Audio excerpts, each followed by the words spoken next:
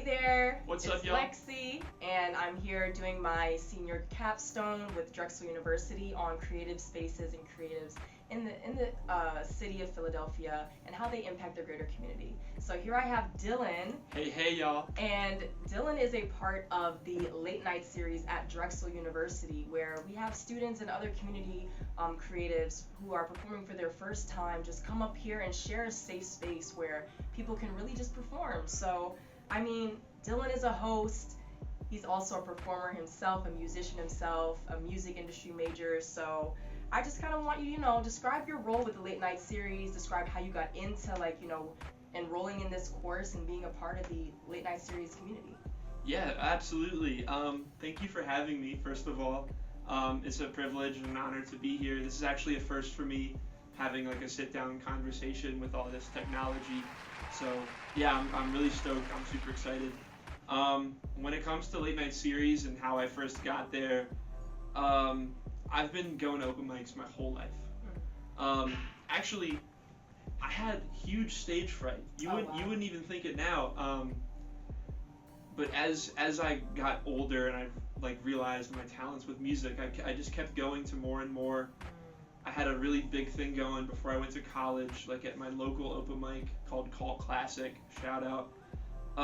And I would just perform there either by myself or with my dad Wow. each week. Um, my dad was actually a really big help in getting rid of that stage fright and actually making me feel super comfortable with stages. Um, and when I got to college, I found Late Night Series. It was the open mic on campus, and it is the open mic on campus now. And I was like, okay, obviously have to join this. I'm in the music industry program, and I'm super familiar with open mics. I'm gonna find like-minded people immediately. So I went, and now I co-host it with the wonderful, the notorious Post Midnight. Yes, shout out to Post Midnight. Yes, every week. He's incredible. So much funnier than me. I gotta get there on his level of humor to like keep the crowd entertained.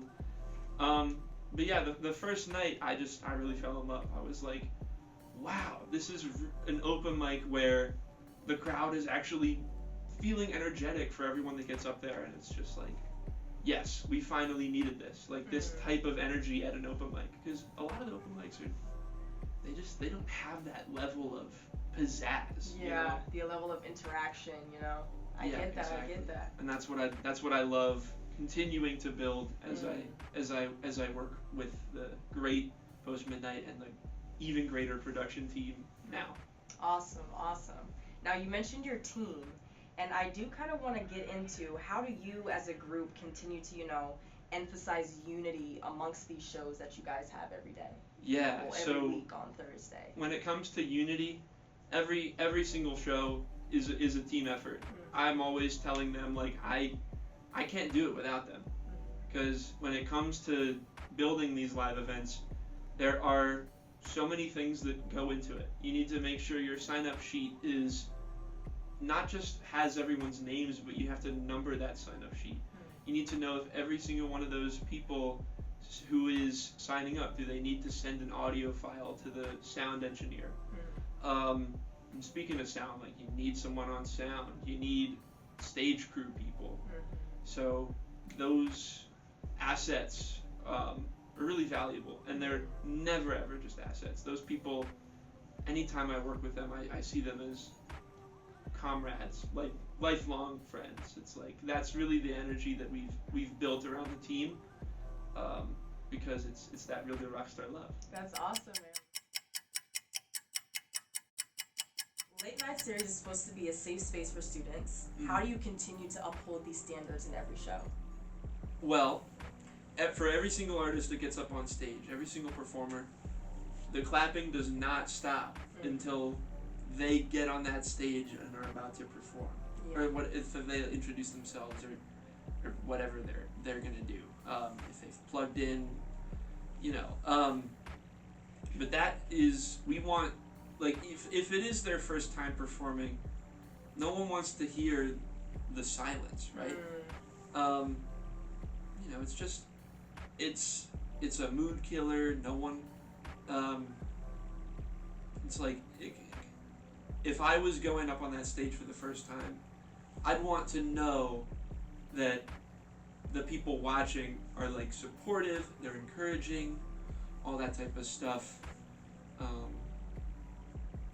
We talk about mental health at the end of each show. Post Midnight and I, we try to do like some cheering up. We talk about the mental struggle. We try to say as often as we can, like, hey, it is okay to talk about these things.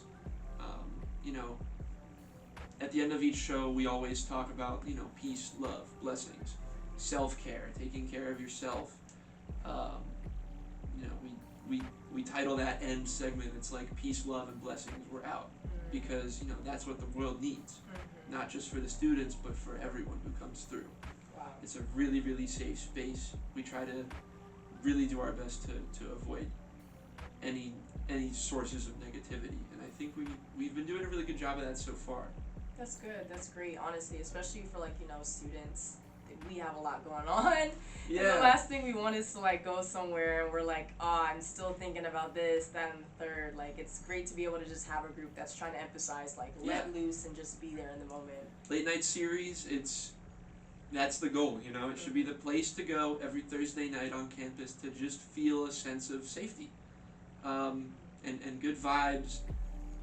I think, most people come to just feel that music and have a good time, and we need more of that, and yes. And yes. Yeah. So, would you say that, that's the mission for what Late Night Series has for the greater community of Philadelphia and for Drexel students? Yeah, definitely. We want to be a huge community space for all. We want it to be a resource of creativity, we want it to be a resource of light, not the dark. It's really great for emerging young creatives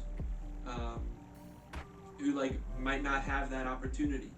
The third space in the United States is declining. That means it's there are now less spaces in our communities to socialize outside of the workplace, outside of the classroom, outside of the house. So that's the mission, is to create that space and to create that opportunity for the kids, the young adults, and anyone who likes music, who likes poetry, anything that you can do, anything that you can perform. Awesome, man, awesome. So, what do you think that the Late Night Series is trying to change in the Philadelphia community? How do you think the Late Night Series can change Philadelphia? I think that Late Night Series can change an industry that often feels very competitive and very closed off, very inaccessible to the Philadelphia, Drexel, the greater community. Anyone that walks in, it doesn't matter.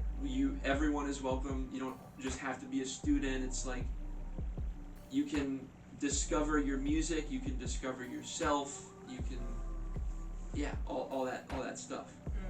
If that answers the question. It does. Have you received feedback that honestly may encourage you guys to just keep on throwing these shows, that has shown that this progress is being made? Yes. That's awesome. Our head count is growing. So I think that means that we're doing what we're supposed to be doing. Awesome. Yeah. So I do want to ask, what does the Late Night Series have planned for the future? Anything new that you think you want to do, maybe, or some good stuff? I'll say this right now. I'm gonna get this one out of the way. Flux, WKDU, Dragon Concert Series. Let's make something happen. Let's do it right now. Let's enhance our communities. Let's make music flourish yes. on campus. Yes. Let's do it all. Yes. As far as this quarter, as far as this academic quarter, I'm actually not totally sure like who our next feature performers are going to be. But last week we just had Nia Khan, who I heard was incredible. I wasn't able to make it, but apparently that was some rockin' stuff. So we appreciate you, Nia. I want to try to bring back some features we've had in the past who have done some cool things. Maybe some West Gura, maybe some Jesser Weiler. I still have to contact them, but I miss them. Come back. Come back, please, please. So I am aware that you guys do also offer some type of scholarship internships or stuff of that nature with people who are trying to get involved with Late Night Series. So I mean, can you just describe this process and how you guys were able to kind of establish that within this course and how you think it's helping other creatives who are trying to maybe not necessarily focus on music but other aspects that are also important to production in shows like this? Yeah, so we have a leadership team.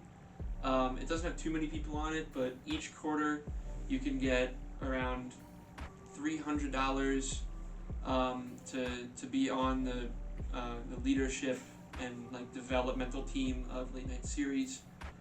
I am on it. I think you have to be placed on it by the professor, just for just outstanding contributions to Late Night Series. So if you want to join us, just come on out here and excel super hard, and a scholarship is in the books for you. Yes, you hear that? There's a much opportunity that you can get from this particular series, and it's great, honestly, guys, great. So obviously, besides scholarships, you have many opportunities for people who do film or photography to just come in and film these shows and build their portfolios. Yeah. So to touch on that, that's a great way to like expand on how you can do some of that stuff. Like we have people who capture the performance on film. There's people who do the sound. There's people like me who, handle all of the acts, like where they're going to be placed on the bill. I'm going to be introducing all the acts. I get up on stage after every single performance. There's people who handle the email list. There's people who handle our social media accounts. They're all on the leadership and scholarship team. We obviously have a lot of people that show up that are interested in music or are already on a path in music. But how would you get someone to become a regular attendee for someone that's not particularly in the industry or even that, well-rounded in music? How would you, or how does LNS emphasize for people to come out regularly who may not actually know about spaces like this or have never actually attended anything like this before? Yeah, that's a good question. So sometimes we do shows at the beginning of the year where we partner up with the Drexel Theater program, where we try to get incoming freshmen out to the concept of Late Night Series. So we are thankfully we're granted one very special night a year from the Drexel Theater program where we get to enter this really huge theater in the urban annex. It's called the Black Box Theater. Drexel, we're put on Drexel's page under the Welcome Week bill. We're a part of that, and so and that's really cool because we can attract a lot of people from there. We usually end up seeing a lot of people from there come back to the actual week one. So through things like that, sometimes we do shows at Landmark. It's super important to not always just be in the same location, because if that happens, it's like where are the extensions to where people can truly know about you? Awesome, man. These are some great answers, and honestly, Late Night Series is doing so well. It's flourishing. I mean, I go to the shows and I'm seeing it physically myself. Every show, I feel like there's more and more people. But But thank you, Dylan, for being able to answer these questions. And I do just want to ask one fun activity question before we end off. Actually, before I answer that one, Yeah. to just touch on that last point, partnerships. Like if you're a young individual who's like trying to make something similar to late night series happen, it's really in the talking to people. If you can get your message across effectively, and if you can tell people what you're doing effectively, if you can really master that, then that is where things will happen. So it's professional communication has probably been my biggest help. Knowing how to write an email, knowing how to speak over the phone. It's all that stuff really just coagulates into opportunity. Opportunity is everywhere. Do not shut your head down or shut yourself out because you're shy. So that is great advice, Dylan. Awesome advice. Thank you. Now, for the fun activity. Yes. I want to ask you, what is your favorite song to do a cover to? So good. Wow. I'm performing at Late Night Series almost every week. I love it so much, and I always try to keep it. I try to keep it not the same. I'll bring back some repeats, but some of the stuff that is probably my favorite that I do bring back often is anything by Johnny Cash, or like really, really like things that you can clap to, like 1, 2, 3, 4, 1, 2. So it's like people really, really like that because it's like it's clappable. It's like the one thing that I really know how to do that isn't like this drawn out emotional guitar stuff. It's like people really, really get to that because it's just, I think that's what I like. It's probably my favorite just because it gets everybody dancing, and it's just like it's the most fun I've probably had when performing. Awesome. And I know I have fun whenever you perform. I mean, this guy's amazing on the instrument, I'm telling you. Because then I get so doggone lonesome. Oh my gosh, Dylan, you're a character, man. Thank you for coming on. Once again, this is Lexi's World, and this is my senior project podcast. Lexi's World, y'all. And I want to thank, once again, Dylan, the one and only, man. I'm telling you, this guy's great. A great character, great personality, great host, great musician.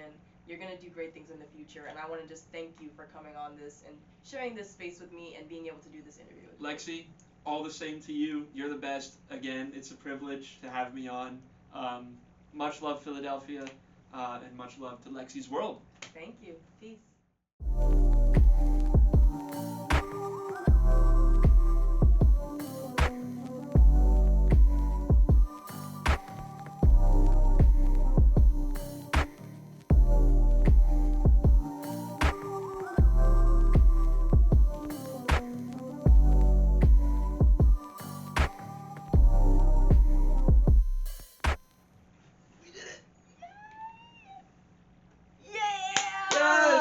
Thank you, Dylan. Oh my God, that was an awesome interview, bro. I'm so serious.